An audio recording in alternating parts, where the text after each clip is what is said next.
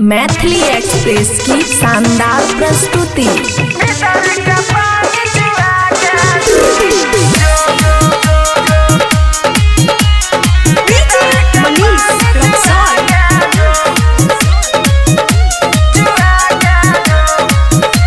खुशी recording studio बलुआहा। मिले खातिर हमारा से कोचिंग में आइलही, जान गेलो भैया तू की केलही। मिले खातिर हमारा से कोचिंग में आइलही, जान गेलो भैया की तू केलही। अनन हमारा छोड़ के जो, अनन हमारा छोड़ के जो अइलही त निशानी देख जो भीतर का पानी चुरा के जो अइलही त निशानी देख जो भीतर का पानी चुरा के जो भीतर का पानी चुरा के जो। डीजे मनीष रक्सौल।